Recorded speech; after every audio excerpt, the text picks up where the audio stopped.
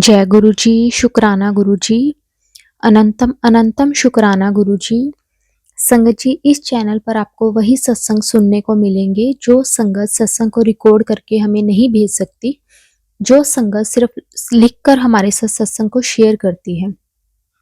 तो संगत जी, आज का सत्संग हम शुरू करते हैं। सत्संग शुरू करने से पहले हम गुरु जी का मंत्र जाप करेंगे, फिर हम सत्संग को शुरू करेंगे।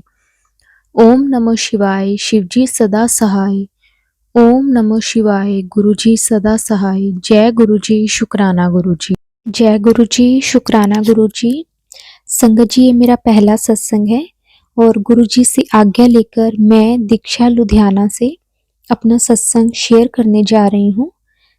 सत्संग बोलते टाइम अगर मुझसे कोई भी भूल हो जाए तो सभी संगत जी मुझे माफ कर देना। गुरु जी आप भी मुझे माफ कर देना। संगत जी, मेरी जर्नी कब स्टार्ट हुई मुझे नहीं पता, पर मैं मार्च 2023 में गुरुजी के सत्संग में पहली बार गई थी। वैसे तो मैंने गुरुजी के बारे में पहले भी कई बार सुना था, पर मैं बिल्कुल भी विश्वास नहीं करती थी। मेरे बहुत से रिलेटिव्स या जान पहचान के लोग गुरुजी से जुड़े थे, पर मुझे किसी पर भी भरोसा नहीं होता था। जब भी कोई गुरुजी के बारे में बात करता तो मुझे बिल्कुल भी अच्छा नहीं लगता था। माफ करना संगत जी, मैं बिल्कुल अनजान थी, मूर्ख थी। मुझे हमेशा ओएमजी मूवी याद आती थी, जिसमें जब कांजी मेहता देह त्याग देते हैं तो लोग उन्हें ही भगवान बना देते हैं। उनकी तस्वीर बना के उनकी आरती गाते हैं और फिर वो जिंदा होके सबको बोलते हैं कि वह भगवान नहीं है। संगत जी, मैं जब भी गुरुजी के बारे में सुनती, यह सब याद आ जाता मुझे। मैं यही सोचती थी कि इनकी संगत भी इनकी तस्वीर घरों में लोगों में बांटते हैं और इनका प्रचार करते हैं। पर मुझे माफ कर दो संगत जी, सॉरी गुरुजी, मैं बहुत गलत थी। मैं जब बिल्कुल भी नहीं जानती थी कि ये सिर्फ तस्वीरें नहीं, साक्षात भगवान खुद हैं, जो स्वरूप के रूप में अपने भक्तों के घर पर उनका उद्धार करने आते हैं। ऐसे ही संगत जी, मैं गुरुजी के खिलाफ बोलती बोलती कहीं न कहीं मन ही मन में थोड़ा अट्रैक्ट भी होने लगी थी। जब मुझे मेरे एक कज़न ने बताया कि तुम मान के तो देख, सब पूरा होगा। तो संगत जी, एक बार मेरी बुआ ने अपने घर सत्संग रखा था और हम वहाँ जा नहीं सके, परंतु बुआ की बेटी गुरुजी के बारे में बातें कर रही थी और बता रही थी कि वह जब भी उनके स्वरूप में देखती है तो आंखों ही आंखों में उसे जवाब मिलता है। मैं इस बात से बहुत सरप्राइज हुई और सोचने लगी कि गुरुजी मुझे भी अपने साथ जोड़ेंगे कभी, मेरे से भी बात करेंगे। क्या मैं भी कभी अपना सत्संग अटेंड कर सकूंगी, सत्संग शेयर कर सकूंगी। और बस फिर अगले 2-3 दिन में मैं अपने मायके गई। वहाँ साथ वाले घर में गुरुजी का सत्संग रखा हुआ था। यह बात संगत जी 23 मार्च 2023 की है। आंटी जी ने मुझे भी इनवाइट किया।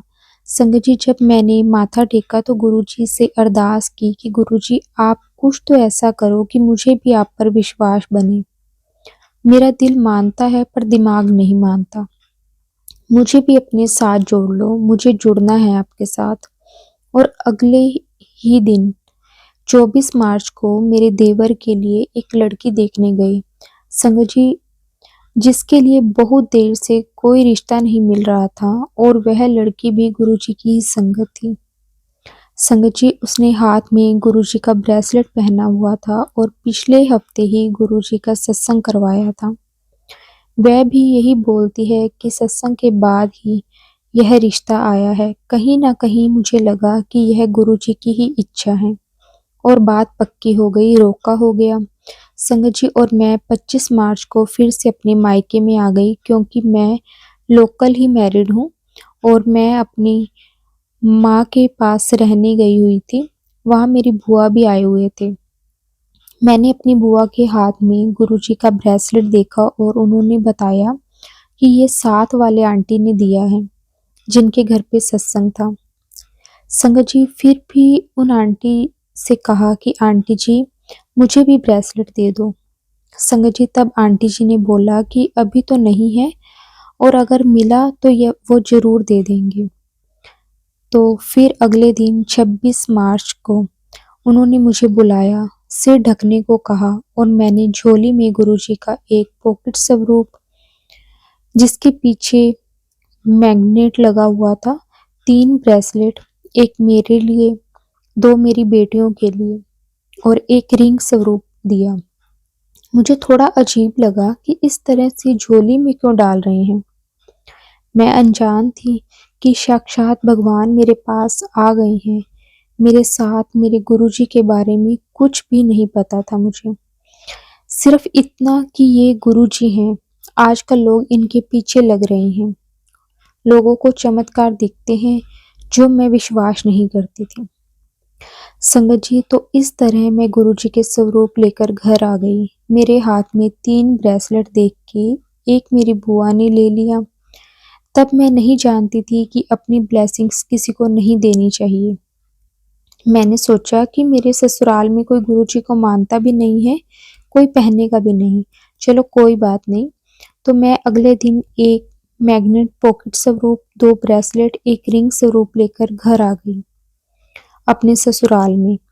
तो मैं इस बात से बिल्कुल अनजान थी कि साक्षात गुरुजी भगवान शिव, खुद महाशिव हमारे घर आ चुके हैं। मुझे बस ये था कि यहाँ कोई मानता भी नहीं है। संगत जी मेरे बच्चों की जो कबर्ड है वो लोहे की थी, तो मैंने वो मैग्नेट वाला स्वरूप था वो उस पर लगा दिया और आते जाते जब भी नज़र पड़ती मैं जय गुरुजी बोल देती बस। बाकी जो सब स्वरूप थे वो मैंने अपने पर्स में रख लिए। संगत जी मैंने मॉर्निंग वॉक स्टार्ट कर दी और मुझे याद आया कि एक अंकल ने सत्संग में कहा था कि गुरुजी तो हमारे लिए सब कुछ करते हैं, पर हम क्या करते हैं गुरुजी के लिए? वो सिर्फ हमसे कुछ समय मांगते हैं कि आओ मेरे पास बैठो, जाप करो। तो यह बात सोचते हुए मैंने बस गुरुजी का मंत्र जाप सुनना स्टार्ट कर दिया। यूट्यूब पर वॉक करते-करते और धीरे-धीरे कुछ भजन भी सुनने लगी और मुझे बहुत अच्छा लगने लगा। खासकर सिद्धार्थ मौन के भजनों ने मुझे बहुत अट्रैक्ट किया कि मानो मैंने उनमें ऐसे लगता था जैसे मैं उनमें ही खो जाती हूँ और ऐसे ही मैं गुरुजी को थोड़ा-थोड़ा मानने लगी और फिर कुछ ही दिनों में जैसे हमारे ऊपर अचानक से मुश्किलों का पहाड़ टूट पड़ा। संगत जी अचानक से बहुत सारी प्रॉब्लम एक साथ आ गई। उस वक़्त ऐसा लग रहा था जैसे अब पता नहीं क्या होगा, कैसे होगा। उस वक़्त मेरे सामने यूट्यूब पर मैसेज फ्लैश होने लगे। तब मैं यह नहीं जानती थी कि गुरुजी इन मैसेज के ज़रिए बात करते हैं। एक दिन मैंने एक सत्संग सुना जो वनाया आंटी का था। उन्होंने बताया कि गुरुजी से मांगो नहीं, उनको मानो। तब मैंने उन्हें मानना स्टार्ट किया। एक दिन मैंने केक बनाया। मैं केक खाने लगी और फ़ोन ऑन किया, तो वहाँ लिखा था यूट्यूब पर कि तूने मुझे खाना नहीं खिलाया। मुझे लगा ये तो कोइंसिडेंस है, बट फिर भी मैंने गुरुजी के स्वरूप के आगे जाकर जो मैंने कबर्ड पर लगाया था, वहाँ भोग लगाया। फिर एक दिन मैसेज फ्लैश हुआ कि कल तेनू एक सरप्राइज़ मिलेगा। मैंने इसे सीरियसली नहीं लिया और मैंने मजाक की टोन में अपने हस्बैंड से कहा कि आपको पता है मुझे सरप्राइज़ मिलेगा। तो उन्होंने पूछा कि क्या? तो मैंने कहा पता नहीं बट मिलेगा। फिर मैंने फ़ोन ओपन किया तो सामने लिखा था कि हर किसी नाल गल शेयर नहीं करदे, ब्लेसिंग रुक जाती है। तब मुझे लगा कि यह इतना बड़ा कोइंसिडेंस कैसे हो सकता है। संगत जी फिर 2-3 दिन के बाद आया, आज कड़ा प्रसाद बना, तेनू सरप्राइज़ मिलेगा। तो संगत जी मैंने कड़ा प्रसाद बनाया, गुरुजी के स्वरूप के आगे भोग लगाया। रात को अचानक मेरे ससुर जी आए और बोले, तूने इयररिंग्स कितने गंदे डाले हैं उन्होंने सरप्राइज़ली मेरे लिए डायमंड के इयररिंग्स निकाले और मुझे बोले, "तू ये पहन।" संगत जी, जो मैंने इयररिंग्स पहने थे, वह मेरे बचपन के थे और मैं कई बार कह चुकी थी कि मुझे घर पहनने के लिए इयररिंग्स चेंज करवाने हैं। संगत जी, उस दिन मुझे रियलाइज़ हुआ कि गुरुजी सच में हैं। जो भी मेरे मन में बात होती, मुझे मैसेज में फ्लैश हो जाती। संगत जी, उसी टाइम मुझे मेरे जवाब मिलने लगे। गुरुजी मेरे सबसे बुरे वक़्त में मुझे सँभालने लगे। संगत जी, मेरी मदर इन लॉ के पैरों में कष्ट था। संगत जी, मैं उनकी दवाई लेने के लिए गई और संगत जी, कुछ दिन से मेरी बड़ी बेटी भी बीमार चल रही थी। 3 दिन बुखार रहता, फिर ठीक हो जाती, फिर बुखार हो जाता, ऐसे संगत जी काफ़ी टाइम तक चलता रहा। मैं जब डॉक्टर के गई, उन्होंने बोला कि इसका ब्लड टेस्ट करवाओ। तो संगत जी तभी उन्होंने कहा कि मैं दवाई दूँगा। ये बात संगत जी अगस्त की है, वही डॉक्टर के पास गुरुजी का स्वरूप भी लगा हुआ था। डॉक्टर ने मुझे एक लैब सजेस्ट की, लेकिन मैं गुरुजी के स्वरूप को देखकर कहने लगी कि गुरुजी ये बहुत छोटी है, कैसे करवाएगी ब्लड टेस्ट? संगत जी, फिर मेरी नज़र पड़ी बाकी पेरेंट्स के हाथ में रिपोर्ट्स पर। सबके हाथ में वही लैब की रिपोर्ट्स थी। मुझे महसूस हुआ कि डॉक्टर की उस लैब के साथ सेटिंग है। संगत जी, तभी मेरे हस्बैंड का फ़ोन आया। मैंने उन्हें बताया कि डॉक्टर ने ब्लड टेस्ट के लिए बोला है, पर टेस्ट का नाम डॉक्टर ने कहा है कि लैब वालों को बता दूँगा। तो संगत जी, मेरे को तो सेटिंग लग रही थी। मैंने हस्बैंड से कहा कि दूसरे हॉस्पिटल में जाकर, जहाँ हम अक्सर जाते हैं। संगत जी, जब मैं वहाँ पहुँची तो हॉस्पिटल के बाहर एक आंटी मिले। मुझे बोले कि मेरे पास पैसे नहीं हैं, मुझे घर जाना है, किराया दे दो। संगत जी, मैंने दवाई भी किसी और के पैसों से ली है, मैं झूठ नहीं बोल रही। तो संगत जी, मैंने विश्वास करके उन्हें 100 रुपए दे दिए और वो बोली, "बस ठीक है, इतने में हो जाएगा", और वो संगत जी चली गई। संगत जी, जब मैं अंदर गई तो वो बोलते हैं कि पहले टेस्ट का नाम बताओ, तब करेंगे। मैंने अपनी बेटी के डॉक्टर को कॉल करके पूछा कि इसको ऐसे हो रहा है, ब्लड टेस्ट करवा लूँ? डॉक्टर ने मना कर दिया, पहले चेक करवाओ। तो संगत जी, मैं घर आ गई। पता नहीं फिर मेरी बेटी ठीक हो गई और उस दिन से संगत जी मुझे ये बात समझ में आ गई, या तो वो आंटी जी गुरुजी ने भेजी थी, जो वो खुद आए, पता नहीं, पर मुझे ये महसूस हुआ कि जो पैसे डॉक्टर के और टेस्ट के लिए देने थे, संगत जी उससे भी कम में मेरी बेटी ठीक हो गई। बहुत बहुत शुक्राना गुरुजी, अनंतम अनंतम शुक्राना। संगत जी, उसके बाद मेरा अटूट विश्वास बनने लगा। जो भी मैसेज फ्लैश होते, सब कुछ मुझे रिलेट होने लगे। जो मैं सत्संग सुनती, ऐसा लगता मानो मेरी ही बात कर रही हूँ। एक बार मेरा मन बहुत उदास था, मैं बहुत लो फील कर रही थी। मेरे सामने एक सत्संग आया, मैंने वो सुना तो लगा जैसे वो सब से तो मैं गुजर रही हूँ, और सुनते-सुनते कब मैं नॉर्मल हो गई संगत जी, फिर से मैं खुश होके अपने काम में लग गई। पता ही नहीं लगा कि ये सब कैसे हो गया। संगत जी, अब मेरी 4 साल की बेटी भी गुरुजी को बहुत मानने लगी है। वो जब भी गुरुजी का स्वरूप देखती है तो उनका शुक्राना करती है और आँखें भर लेती है। संगत जी, की गुरुजी की याद आ रही है। एक बार ऐसे ही वो बहुत रोने लगी कि गुरुजी को बुलाओ, मुझे उनकी बहुत याद आ रही है। मैंने उसे चुप करवाने के लिए बोल दिया कि गुरुजी कल आएंगे, बटरफ्लाई बनके तेरे से मिलने। संगत जी, सुबह उठ के भी उसे याद था कि आज बटरफ्लाई बनके गुरुजी आएंगे। संगत जी, मैं गुरुजी से अरदास करने लगी, गुरुजी प्लीज़, मैं जानती हूँ कि आपको इस तरह से नहीं बुलाना चाहिए। आप अपनी इच्छा से ही हमें दर्शन दे के ब्लेस करते हैं। मैं तो सब समझती हूँ, पर मेरी बच्ची 4 साल की है, वो नहीं समझेगी। प्लीज़ आप इसके लिए इसको दर्शन दे दो। संगत जी, उस दिन कोई भी बटरफ्लाई नहीं दिखी। फिर वो स्कूल चली गई। जब वो वापस आ रही थी, तब मैंने अरदास की कि गुरुजी या तो आप दर्शन दे दो या फिर ये भूल जाए।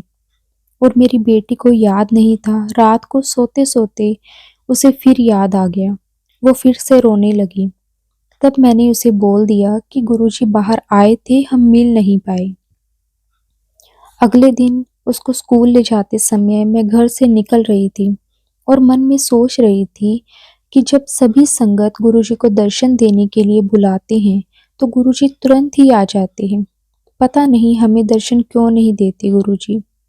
संगत जी, ये सोच ही रही थी कि एक ब्लैक कलर की बहुत बड़ी, बहुत सुंदर बटरफ्लाई मेरे चेहरे के आगे से निकली और पूरे घर में घूमने लगी। मैंने अपनी बेटी को बुलाया और दर्शन करवाए। गुरुजी का शुक्राना किया। जय गुरुजी, शुक्राना गुरुजी, अनंतम अनंतम शुक्राना गुरुजी। गुरुजी हमेशा अपनी प्रेजेंस हमें फील करवाते हैं। एक बार मैं अपनी बेटी को लेने बस स्टॉप पर जा रही थी। बहुत जोर से बारिश हो रही थी। मैं गुरुजी का ब्रेसलेट स्वरूप अपनी पॉकेट में डाल के ले गई। बारिश संगत जी इतनी तेज थी कि मैंने बोला, गुरुजी कुछ दिखाई नहीं दे रहा मुझे, क्योंकि मैं स्कूटी पर थी और मेरी आईज बंद हो रही थी। संगत जी, मैंने कहा और ना जाने कैसे बारिश कम हो गई और फिर रुक गई। मैं अपनी बेटी को लेके आराम से घर पहुंची और बारिश फिर से शुरू हुई और मैं इतनी खुश हुई और मैं इतनी हैरान हुई। गुरुजी हम पर इतनी मेहर बरसाते हैं। आपका अनंतम अनंतम शुक्राना गुरुजी। कभी-कभी तो संगत जी लगता है कि मैं क्या हूँ? कुछ भी नहीं, मेरा कोई वजूद नहीं, फिर भी गुरुजी की इतनी ब्लेसिंग्स। पता नहीं कौन से पुण्य कर्मों के कारण गुरुजी ने खुद मुझे अपने से जोड़ा। वो मेरे पास खुद आ गए, मुझे खुद बुलाया, भेजा सत्संग में आने को। कैसे मेरा इतना गहरा कनेक्शन बन गया, मैं सोच भी नहीं सकती थी। मैं इतनी बेवकूफ़ पहले कभी मानती भी नहीं थी। माफ़ करना गुरुजी। जब मैं आपसे जुड़ी हूँ, अब तो हर दिन, हर पल ही सत्संग है। बटरफ्लाइज़ तो अब मुझे डेली ही दिखने लगी हैं। जिस दिन नहीं दिखती तो मैं समझ जाती हूँ कि आज गुरुजी गुस्सा हैं। आखिर अब कुछ ना कुछ गलतियाँ मुझसे भी होती रहती हैं, जाने-अनजाने में, नादान हूँ, नासमझ हूँ। गुरुजी मुझे माफ़ कर देना। गुरुजी ने 4-5 बार मुझे ड्रीम दर्शन भी दिए हैं। जो भी मैंने मन में सवाल उठते या जब भी मैं परेशान, दुखी, चिंता में होती, तो गुरुजी हमेशा मुझे फ़ेसबुक या यूट्यूब पर किसी न किसी सत्संग में जवाब दे देते। हमारे घर में बहुत नेगेटिविटी थी। गुरुजी का मंत्र जाप चलाने से हमारे घर में नेगेटिविटी भी दूर हो रही है। गुरुजी की आज्ञा से मैंने गुरुजी का रिंग स्वरूप अपने घर के मंदिर में रखा और अब उसी की पूजा करती हूँ, जोत लगाती हूँ। जिस दिन मैंने सबसे पहली बार जोत लगाई थी, उस दिन टीवी में मुझे मोर की आवाज़ सुनाई दी और दादाजी बोले, मोर आ गया। जबकि टीवी कब से चल रहा था और उस पर मेरा ध्यान भी नहीं था। तब मैं समझ गई गुरुजी ने पूजा स्वीकार कर ली। शुक्राना गुरुजी। संगत जी, अब तो मैंने अपना पूरा जीवन गुरुजी को समर्पित कर दिया है। बस गुरुजी हमेशा मुझे अपने चरण कमलों में स्थान देना और मेरा हाथ कभी ना छोड़ना, यही अरदास है आपसे। एक और सत्संग याद आ रहा है संगत जी। संगत जी, गुरुजी ने मुझे गुड़गांव में एक सत्संग अटेंड करने के लिए 30 अगस्त को बुलावा भेजा। मेरी छोटी बेटी जो कि 8 मंथ की है, वो बहुत रोती थी। तो मैंने गुरुजी को अरदास की कि मुझे आपका पूरा सत्संग अटेंड करना है, मेरी बेटी ना रोए, नहीं तो मुझे उठ के जाना पड़ेगा। और संगत जी, उस दिन मुझे मेरी बेटी ने बिल्कुल तंग नहीं किया और वो सो गई। मैं सत्संग पूरा अटेंड कर पाई, शुक्राना गुरुजी। जब मैं सत्संग में बैठी तो मैं बहुत रोई, रोना आ रहा था मुझे और सोच रही थी कि मैं इतना क्यों रो रही हूँ? कोई देख लेगा तो क्या सोचेगा? मुझे समझ नहीं आ रही थी कि मेरा रोना निकल क्यों रहा है। फिर मेरा ध्यान किसी आंटी पर चला गया जो कि दूसरों से बातें कर रही थी और लगा जैसे गुरुजी से ध्यान हट गया और फिर मेरा रोना भी बंद हो गया। बाद में रोना नहीं आया। फिर मुझे सत्संग में पता लगा कि सत्संग में हमें रोना आए तो गुरुजी हमारे कर्म कटवाते हैं। अगर पहले पता होता तो मैं इधर-उधर बिल्कुल ध्यान नहीं भटका भटकने देती। मुझे माफ़ करना गुरुजी।